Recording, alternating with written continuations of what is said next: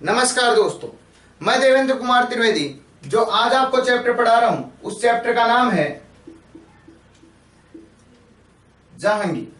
क्योंकि दोस्तों मुगल साम्राज्य में आप अकबर तक पढ़ चुके हो। अकबर के बाद में जो नेक्स्ट मुगल सम्राट बना उस मुगल सम्राट या मुगल बादशाह का नाम था जहांगीर।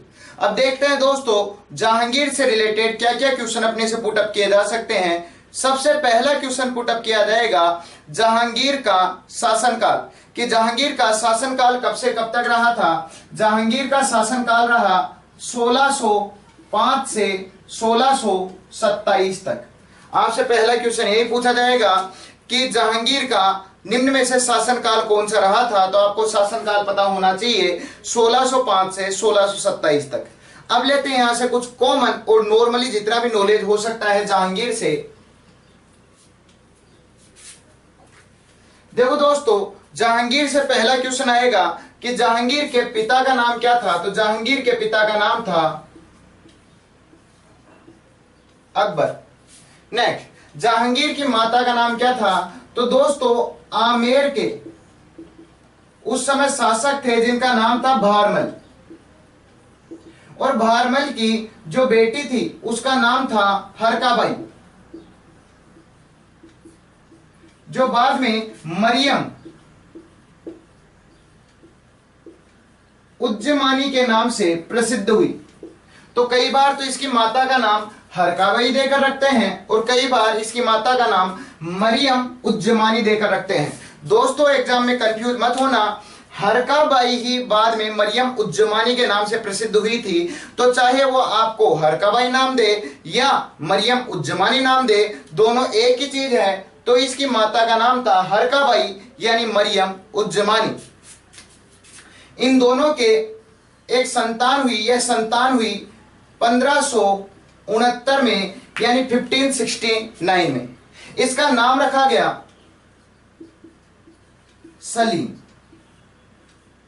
अब बात आती है कि इसका नाम सलीम ही क्यों रखा गया, क्योंकि कहा जाता है उस समय एक संत थे जिनका नाम था शेख सलीम चिश्ती। यह शेख सलीम चिश्ती के आशीर्वाद स्वरूप जन्मे थे। इसके कारण शेख सलीम के नाम से ही इनका नाम सलीम रख दिया गया, जिसे अकबर प्यार से शेखू के नाम से भी जानते थे। आपसे प्रश्न किया जाएगा जहांगीर का जन्म कब हुआ। 1569 यानी 1569 में। नेक्स्ट क्वेश्चन आता है जहांगीर के बचपन का नाम क्या था। सलीम। कई बार क्वेश्चन ये आता है कि जहांगीर का नाम बचपन में सलीम ही क्यों रखा गया। क्यों कहा जाता है सूफी संत शेख सलीम चिश्ती के आशीर्वाद से इसका जन्म हुआ था, इस कारण इसका नाम सलीम रखा गया।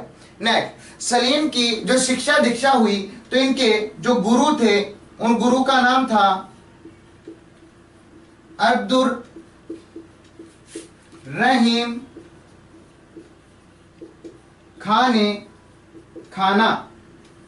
तो कई बार आपसे क्वेश्चन आता है कि सलीम के गुरु का नाम क्या था। अब्दुर रहीम खाना यानी जहांगीर के गुरु का नाम क्या था, अब्दुर रहीम खाना। इसके अलावा दोस्तों अकबर के दो बेटे और थे। एक बेटे का नाम था दानियाल और दूसरे बेटे का नाम था मुराद। तो इसके अलावा अकबर के दो बेटे और थे, दानियाल और मुराद। दानियाल और मुराद दोनों की ही युवावस्था में मृत्यु हो गई। क्लियर दोस्तों, यानी ये तीन भाई थे। एक का नाम था सलीम जिसको जहांगीर के नाम से आप जानते हो, एक का नाम था दानियाल और दूसरे का नाम था मुराद। दोनों की ही मृत्यु हो गई युवावस्था में यानी जवानी में। क्यों मृत्यु हुई? अत्यधिक मद्यपान करने के कारण। मद्यपान को आज शराब के नाम से जाना जाता है।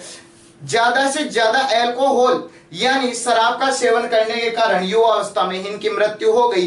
इस कारण अकबर के पास ओनली फॉर वन चॉइस बची थी जिसका नाम था सलीम। इस कारण सलीम का ही राज्याभिषेक होना कंपलसरी हो चुका था, क्योंकि अकबर की अब कोई संतान नहीं बची थी। जो संतानें थी उनकी मृत्यु हो चुकी थी। इस कारण सलीम का राज्याभिषेक किया गया 1605 में।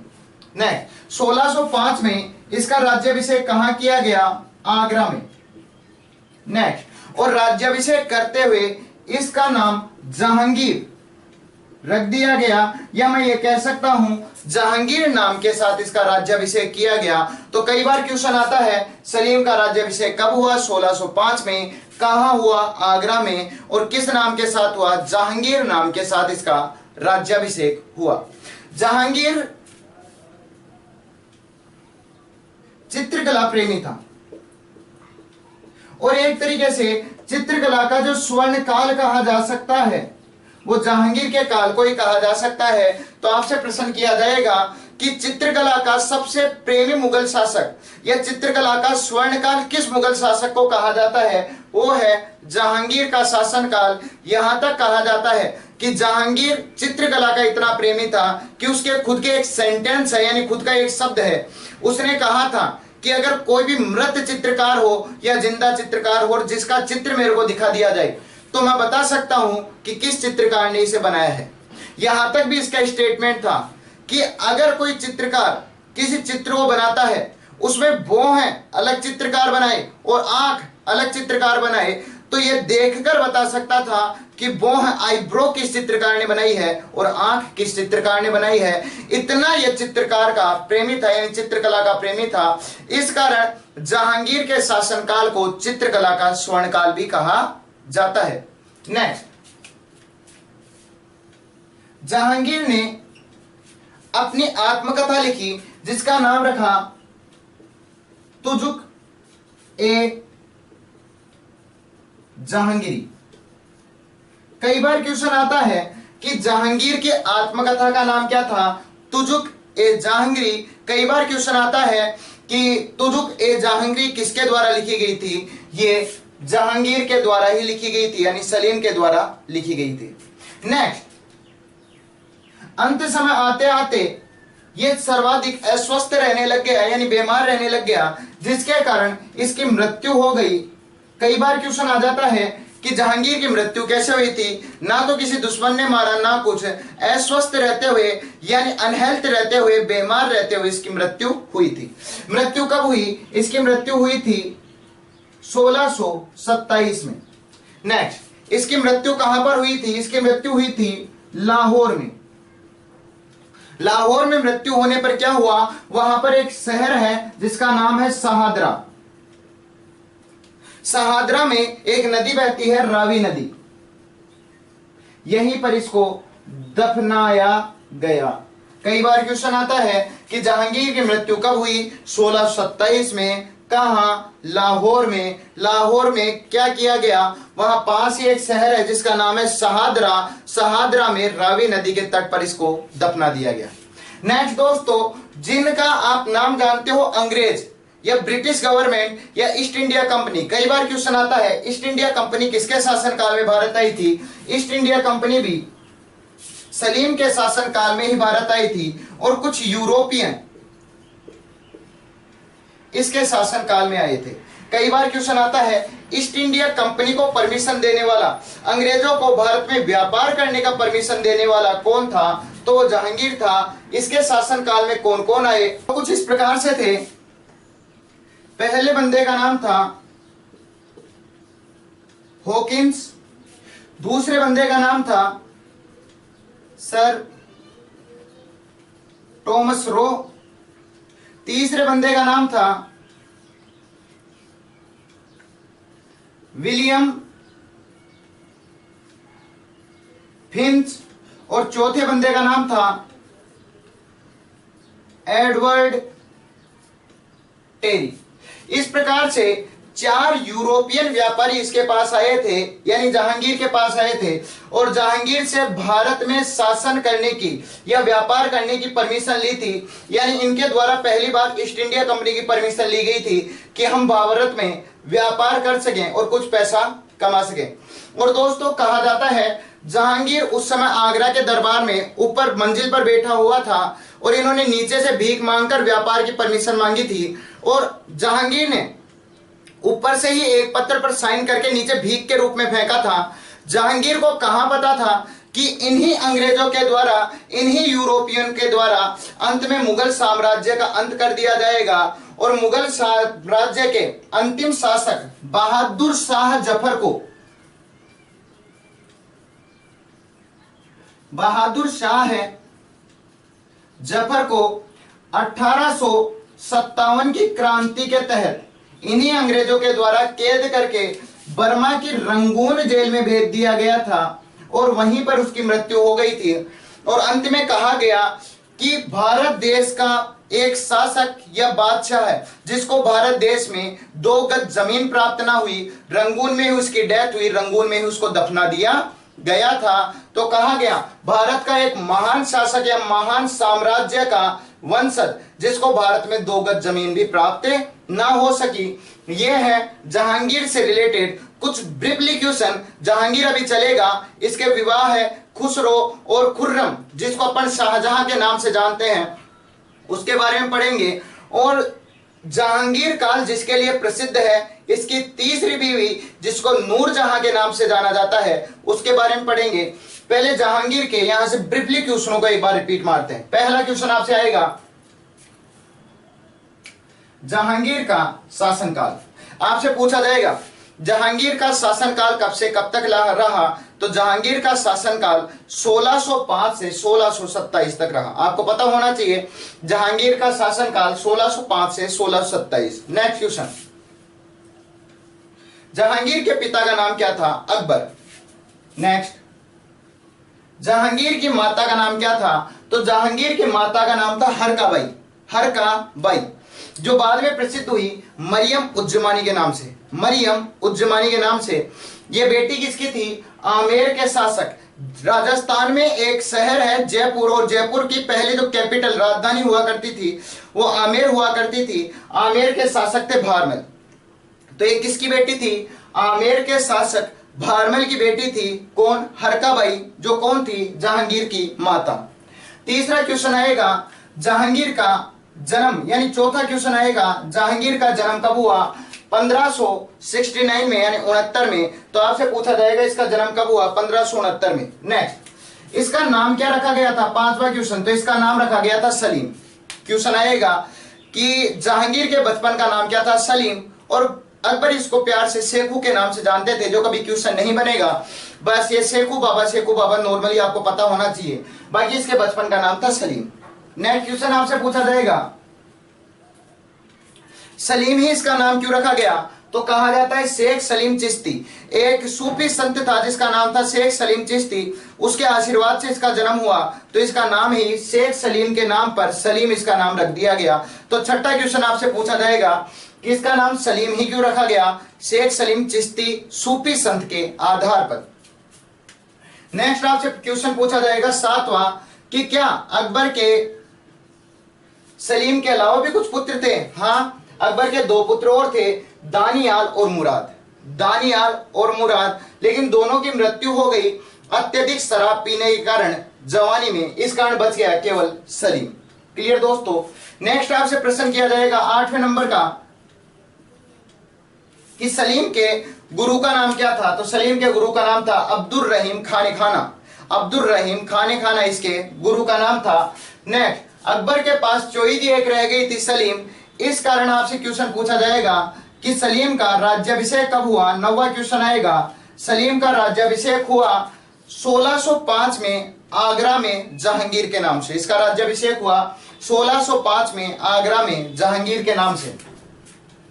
नेक्स्ट आपसे प्रश्न किया जाएगा, कौन सा ऐसा मुगल बादशाह था जो चित्रकला का सबसे बड़ा प्रेमी था? जहांगीर एकमात्र ऐसा शासक था जो चित्रकला का सबसे बड़ा प्रेमी था। इस कारण जहांगीर के शासनकाल को चित्रकला का स्वर्ण काल भी कहा जाता है। नेक्स्ट 11वां क्वेश्चन आपसे पूछा जाएगा कि जहांगीर ने अपनी आत्मकथा किसमें लिखी? तुजुक ए जहांगीरी में। या कई बार क्वेश्चन आता है तुजुक ए जहांगीर क्या है? जहांगीर की आत्मकथा जो जहांगीर के द्वारा लिखी गई थी। 12वां क्वेश्चन आपसे पुटअप किया जाएगा कि जहांगीर की मृत्यु कब हुई? जहांगीर की मृत्यु कैसे हुई, कहां पर हुई और कहां पर दफनाया गया? तो इसकी मृत्यु बीमारी के कारण हुई, 1627 में हुई। लाहौर के पास हुई। लाहौर के पास एक गांव शहर है सहादरा, वहां रावी नदी के तट पर इसको दफनाया गया। फिर से रिपीट करता हूं, जहांगीर की मृत्यु 1627 में लाहौर में हुई, वहां पास ही ये शहर है सहादरा, वहां पर इसको रावी नदी के तट पर दफनाया गया। नेक्स्ट क्वेश्चन आता है, भारत में पहली बार यूरोपियन या भारत में पहली बार ईस्ट इंडिया कंपनी के व्यापार के लिए यूरोपियन किसके शासनकाल में आए थे? तो 13वां क्वेश्चन बनता है, यूरोपियन किसके शासनकाल में आए, कौन कौन आए? भारत में पहली बार यूरोपियन जहांगीर के शासनकाल में आए थे और 4 यूरोपियन आए थे, Hawkins, sir Thomas Roe, William pinch and Edward, जिन्होंने व्यापार करने के लिए स्वतंत्रता मांगी थी और जहांगीर के द्वारा व्यापार करने के लिए स्वतंत्रता दी गई थी। पता नहीं था कि यही यूरोपियन, यही अंग्रेज भारत में मुगल साम्राज्य के अंत का कारण बनेंगे। अंत में 1857 की क्रांति का जब दमन किया जाता है तो उस समय नेतृत्व जिसके शासनकाल में चल रहा था वो था मुगल साम्राज्य का अंतिम शासक जिसका नाम था बहादुर शाह जफर, जिसको अरेस्ट कर लिया गया था हुमायूं के मकबरे से और अरेस्ट करके नेक्स्ट भेज दिया गया था बर्मा की रंगून जेल में। रंगून जेल में ही उसका देहांत हो गया और कहा गया कि भारत के एक महान बादशाह को भारत में 2 गज जमीन भी प्राप्त ना हो पाई। और इस प्रकार से कुछ ये क्वेश्चन बनते हैं जहांगीर से रिलेटेड। अब देखते हैं जहांगीर के विवाह और उसके पुत्रों से रिलेटेड क्या क्या क्वेश्चन बन सकते हैं। और अब देखते हैं अपन जहांगीर के विवाह। क्वेश्चन आ सकता है दोस्तों, जहांगीर के कुल कितने विवाह हुए थे? तो दोस्तों जहांगीर के 3 विवाह हुए थे। ये 3 विवाह है कुछ इस प्रकार से हुए। पहला विवाह हुआ 1585 में, दूसरा विवाह हुआ 1586 में, तीसरा विवाह हुआ 1611 में। तो दोस्तों आपको पता होना चाहिए कि जहांगीर के कुल कितने विवाह हुए थे? 3, 1585 में, 1586 में और 1611 में। अब अगर बात करते हैं पहले विवाह की। पहला विवाह हुआ था आमेर के एक शासक थे जिनका नाम था भगवान दास। उनकी बेटी का नाम था मानबाई। इसके साथ विवाह हुआ था जहांगीर का 1585 में। अब बात करते हैं दूसरे विवाह की। मारवाड़ के शासक थे, उनका नाम था उदय सिंह। उदय सिंह की बेटी का नाम था जोधाबाई। ये जोधाबाई इतिहास में जगत गोसाई के नाम से भी प्रसिद्ध हुई है। तो अगर आपके पास जोधाबाई ऑप्शन आता है तो कोई बड़ी बात नहीं, और जगत गोसाई भी ऑप्शन आता है तो कंफ्यूज नहीं होना है, जोधाबाई को ही जगत गोसाई के नाम से जाना गया है। और तीसरा विवाह हुआ नूर जहां के साथ। ये होते हैं दोस्तों जहांगीर के 3 विवाह। नेक्स्ट, अब तीनों विवाह से क्या रिजल्ट निकला? मानबाई के जो पुत्र उत्पन्न हुआ उस पुत्र का नाम था खुसरो। जोधाबाई के जो पुत्र उत्पन्न हुआ उस पुत्र का नाम था खुर्रम, जो बाद में शाहजहां के नाम से भी जाना गया। और शाहजहां नाम से मुगल साम्राज्य का नेक्स्ट बादशाह है, या मैं कह सकता हूं जहांगीर का उत्तराधिकारी बना। नेक्स्ट, नूरजहां एक अलग ही चैप्टर बनता है दोस्तों, क्योंकि इतिहासकारों का कहना है कि 1611 से लेकर 1622 तक मुगल साम्राज्य की राजनीति में नूरजहां का बहुत ज्यादा हस्तक्षेप रहा था। या मैं एक तरीके से कह सकूं तो नाम तो जहांगीर का चलता था, बाकी इंटर रूप से जितने भी काम होते थे नूरजहां से ही, यानी नूरजहां के द्वारा ही किए जाते थे। इसका नूरजहां का एक अलग ही चैप्टर अपन बनाएंगे और नूरजहां को पर्टिकुलर अपन पढ़ेंगे कि इसके पूर्व पति का नाम क्या था, पिता का नाम क्या था, माता का नाम क्या था। नेक्स्ट, किस किस प्रकार से इसने मुगल साम्राज्य में रहते हुए क्या क्या कार्य किया और क्या इससे क्वेश्चन पुटअप किए जा सकते हैं। इसका दोस्तों ध्यान रखना, नूरजहां से रिलेटेड तो अपन अलग ही चैप्टर पढ़ेंगे। अभी अपने सामने 2 चैप्टर आते हैं, एक का नाम है खुसरो, एक का नाम है खुर्रम। लेकिन इससे पहले आपको यह पता होना चाहिए कि जहांगीर के कुल कितने विवाह हुए थे? 3। कब कब हुए? 1585 में, 1586 में और 1611 में। नेक्स्ट आपसे क्वेश्चन आ सकता है, पहला विवाह किसके साथ हुआ? आमेर के शासक भगवान दास की बेटी मानबाई के साथ। नेक्स्ट, कई बार क्वेश्चन आता है, खुसरो किसका बेटा था? जहांगीर व मानबाई का। नेक्स्ट, दूसरा विवाह किसके साथ हुआ? मारवाड़ के शासक उदय सिंह की बेटी जोधाबाई के साथ, जिसको जगत गोसाई के नाम से भी जाना जाता है। कंफ्यूज नहीं हो गए एग्जाम में, चाहे जगत गोसाई है या जोधाबाई है, एक ही चीज है। कई बार क्वेश्चन आता है, खुर्रम किसका बेटा था? जहांगीर और जोधाबाई या जगत गोसाई का, और वो अलग अपन चैप्टर देखेंगे। अब दोस्तों सबसे पहले देखते हैं खुसरो से रिलेटेड क्वेश्चन कि खुसरो से क्या क्या क्वेश्चन आ सकते हैं। दोस्तों इस पूरे मैटर को एक बार मैं रब कर रहा हूं, आप इसको फेयर करते हुए चलोगे जिससे आपको पता रहे कि कहां से क्या क्वेश्चन पुटअप होता है। सबसे पहले अपन देखेंगे ये जो खुसरो है, इस खुसरो से क्या क्वेश्चन पुटअप हो सकता है? खुसरो के द्वारा जहांगीर के साथ एक युद्ध हुआ था। इस युद्ध को भेरावल के युद्ध के नाम से जाना जाता है। नेक्स्ट क्वेश्चन, भेरावल का युद्ध किन किन के बीच में हुआ? यह है खुसरो और जहांगीर के मध्य हुआ। नेक्स्ट क्वेश्चन, कब हुआ? तो यह 1606 में हुआ। नेक्स्ट क्वेश्चन, खुसरो कौन था? तो यह जहांगीर का बड़ा बेटा था। नेक्स्ट क्वेश्चन, कौन जीता कौन हारा? जहांगीर जीता, खुसरो हारा। नेक्स्ट क्वेश्चन, रिजल्ट क्या निकला?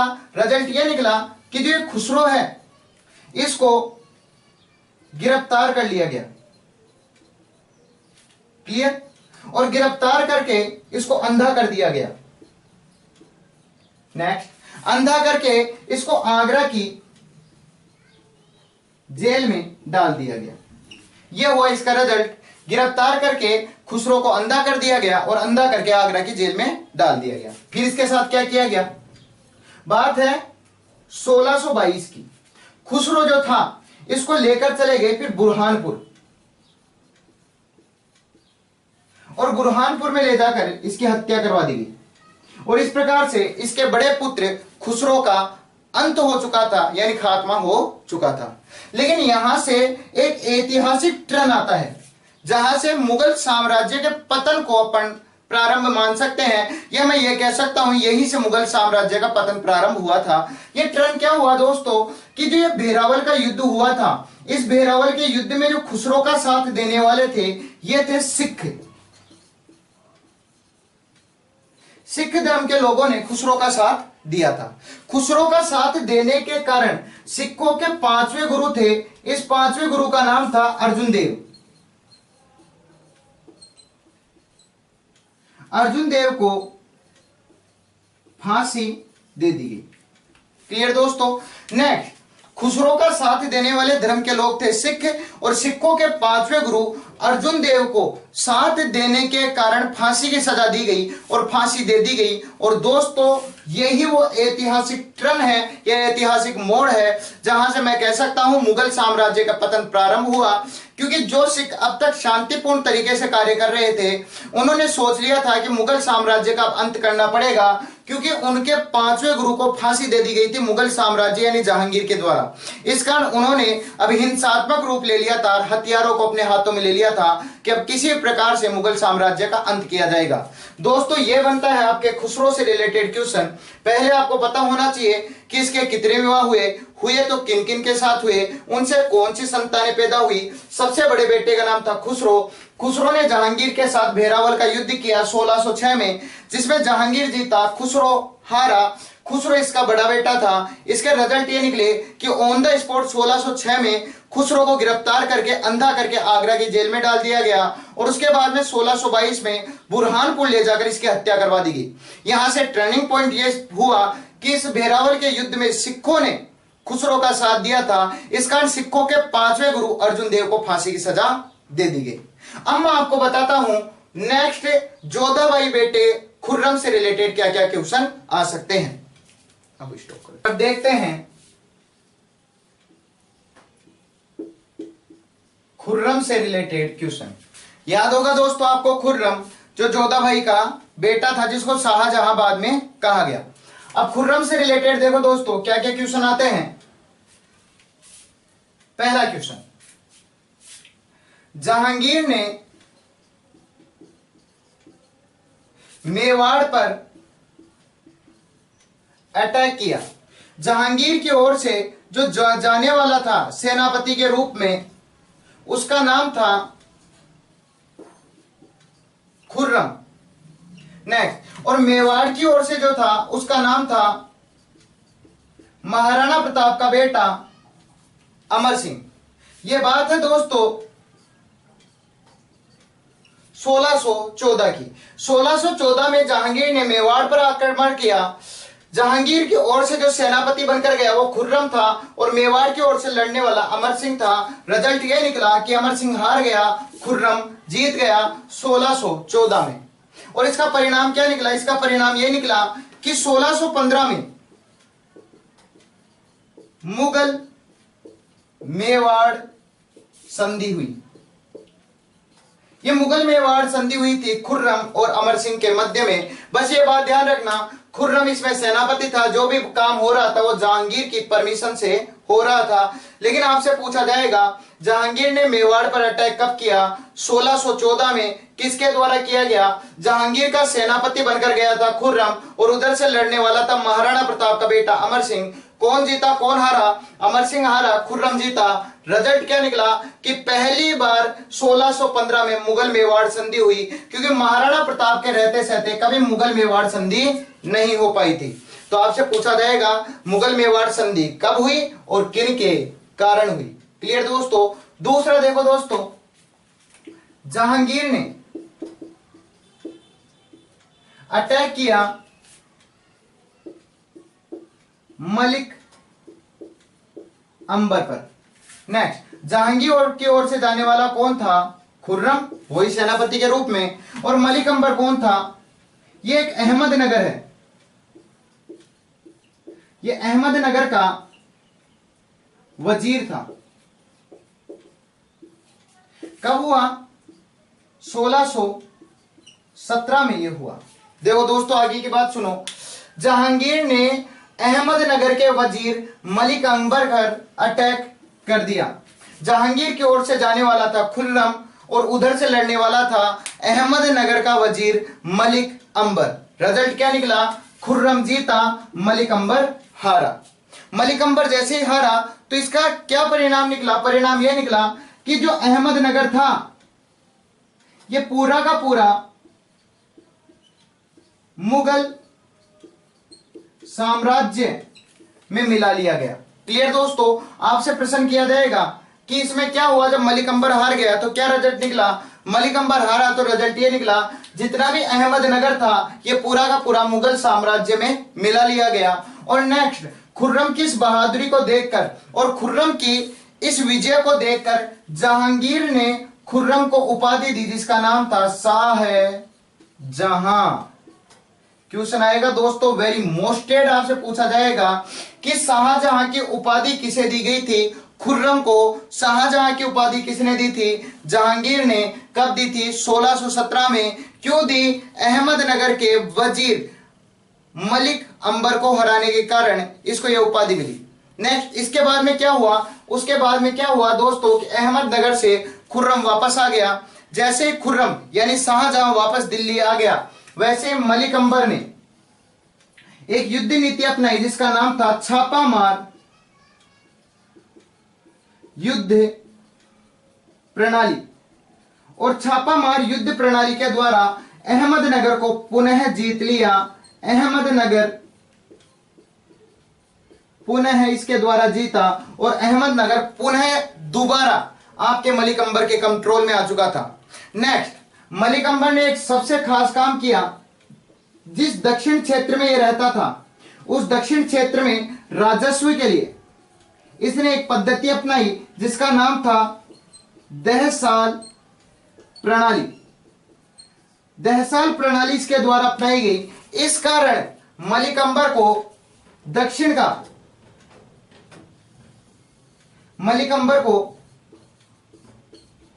का टोडरमल कहा गया। यह होता है दोस्तों वेरी मोस्टेड क्वेश्चन, क्योंकि आपको याद हो तो अकबर में मैंने बताया था कि राजस्व वसूलने के लिए अकबर का जो वित्त मंत्री था टोडरमल, उसने दहसाल पद्धति अपनाई थी, जिसमें 10 सालों का औसतन एक साथ ही राजस्व टैक्स या लगान लिया जाता था। दूसरी बार अगर दक्षिण में किसी ने दहसाल पद्धति को अपनाते हुए टैक्स वसूलने का काम किया तो उसका नाम था मलिक अंबर। इस कारण मलिक अंबर को दक्षिण का टोडरमल के नाम से जाना गया। आओ दोस्तों इसको फिर से देखते हैं। जहांगीर की ओर से खुर्रम ने अटैक किया अहमदनगर के वजीर मलिक अंबर पर। रिजल्ट क्या निकला? खुर्रम जीता, मलिक अंबर हारा। और इससे क्या परिणाम निकला? परिणाम यह निकला कि पूरा का पूरा अहमदनगर मुगल साम्राज्य में आ गया था। और इस जीत को देखते हुए जहांगीर ने खुर्रम को शाहजहां की उपाधि दी। लेकिन जैसे ही खुर्रम वापस दिल्ली आ चुका था, वैसे ही मलिक अंबर ने छापामार युद्ध प्रणाली के द्वारा पुनः अहमदनगर को जीत लिया और दक्षिण में टैक्स वसूलने के लिए, राजस्व वसूलने के लिए एक नई पद्धति का प्रयोग किया जिसका नाम था दहसाल पद्धति। इस कारण इसे एक नाम दिया गया जिसका नाम था दक्षिण का टोडरमल। ये होते हैं दोस्तों खुर्रम से रिलेटेड कुछ क्वेश्चन कि मेवाड़ पर कब विजय की, किस ईयर में विजय की और उसका रिजल्ट क्या निकला। नेक्स्ट अहमदनगर पर क्या कब विजय की और उसका रिजल्ट क्या निकला। लेकिन बाद में फिर किस प्रकार के प्रोसीजर के द्वारा ये पुनः मलिक अंबर के पास चला गया, मलिक अंबर को टोडरमल क्यों कहा गया। ये होते हैं खुर्रम से रिलेटेड क्वेश्चन। और ये होता है दोस्तों जहांगीर से रिलेटेड ओवरऑल पूरा पोर्शन। जहांगीर से रिलेटेड सबसे पहले आपने पोर्शन देखा है माता पिता गुरु भाई इनके नाम और इनसे रिलेटेड जितने भी क्वेश्चन हो सकते हैं वो सारे क्वेश्चन। फिर आपने देखे इसके तीनों विवाह है, तीनों विवाह के रिजल्ट आपने देखे हैं कि किस प्रकार से खुसरो, किस प्रकार से खुर्रम, इनके द्वारा क्या क्या कार्य किया गया और कार्य करने पर इनके साथ क्या क्या किया गया। नेक्स्ट तीसरा जो सबसे मोस्टेड विवाह रह गया था वो था नूरजहां नूर महल के साथ। ये नूरजहां नूर महल अलग से एक पॉइंट पढ़ेंगे, लेकिन ये नेक्स्ट वीडियो में पढ़ेंगे। इस वीडियो में आपने देखा है जहांगीर से रिलेटेड सारे क्वेश्चन, नेक्स्ट वीडियो में आप देखोगे जहांगीर और नूरजहां से रिलेटेड ओवरऑल सारे क्वेश्चन। धन्यवाद।